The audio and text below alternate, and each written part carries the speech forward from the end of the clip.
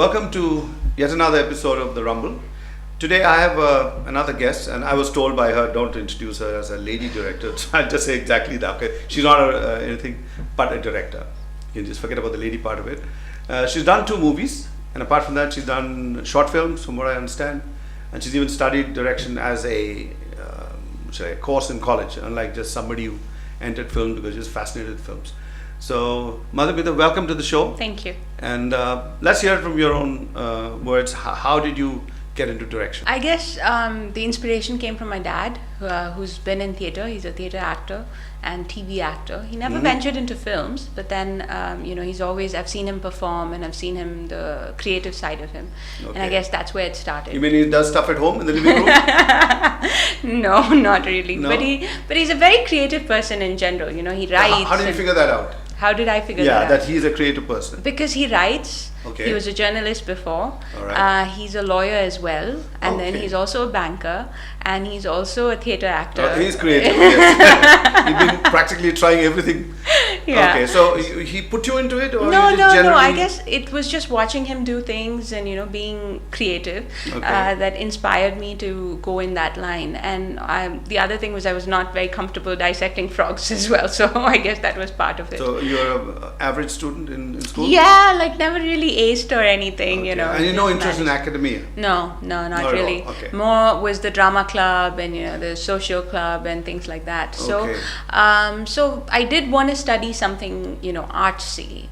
So my one option was fashion design, and the other option was cinema. And I couldn't draw if my life depended on it. And so at that stage I decided, okay, I'm going to go with cinema. And it also helped that my very first short film that I did won at the BBC Best of the World Award. Wow. It was about the Indian culture of wearing the bindi. And what goes behind it, how it defines the dot-busters. Yes.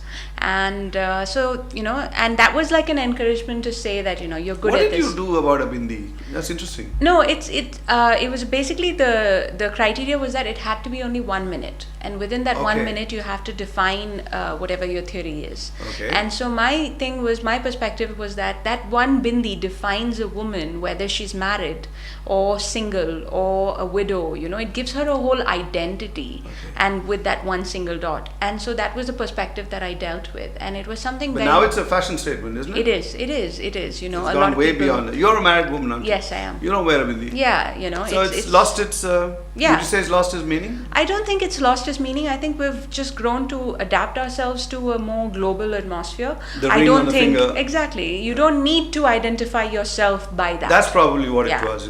Assertion of your own identity. Exactly, and I don't need that one thing to define who I am. I'm a lot more than that. That's my perspective. So which country did you grow up in? I grew up in Indonesia, Jakarta. And they're very close to us in culture. In fact, there's so many Indian words are there in their language too. Exactly. In fact, they have so many similarities that Saraswathi is a Muslim name there, or Tirai, which is a Tamil word for screen or curtains. That is used as Tirai there, which is curtains as well. I heard even Lakshmana is the name of the army chief of the army staff. Yes.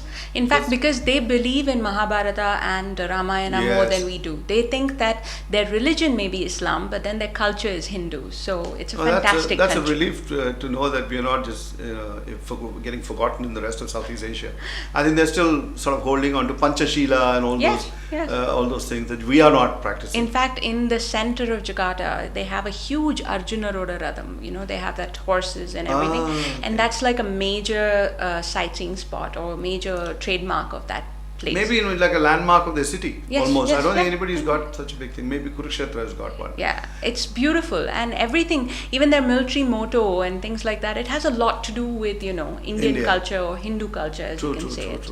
So coming back to your film, which I shouldn't lose track of, you pushed off somewhere from Indonesia to some other country. Yes, I went to Singapore to do my education of 4 years. And proper filmmaking school? Yeah, no, it was an arts college where they had different specializations, and I specialized in multimedia. And is it because you couldn't do it in Indonesia? No, Indonesia is more, the biggest thing in Indonesia is the colleges are all, the language of instruction is the local language. Bahasa so Indonesia. So even though I do speak it fluently, when you're learning it as a language, it restricts you when you need to go after the education. So because of that, people always tend to go to Singapore or India or US or any different places. They don't, unless they're locals, they don't do. So was the Singapore experience a good one? Yes, definitely. I think I learned to be very, very independent at that point of time. So how is it mixing with the other two major racial groups, the Chinese and the Malay?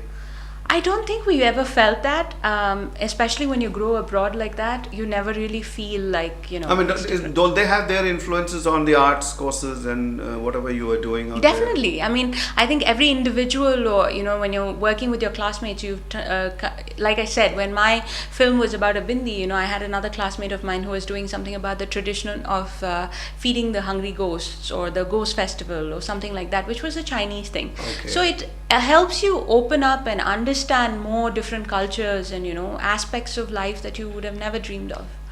And the fact that you were with Chinese and Malays and whatever else, other people who were there, were you never in any danger of forgetting your Indian past or Indian roots?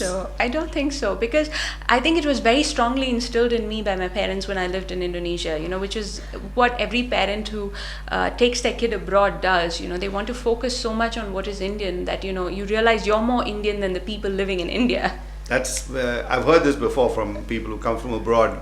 So when we come back in the second half, we'll just find out what is it that made her retain her Indianness, if I could call it that, in spite of living abroad. So we'll just do that.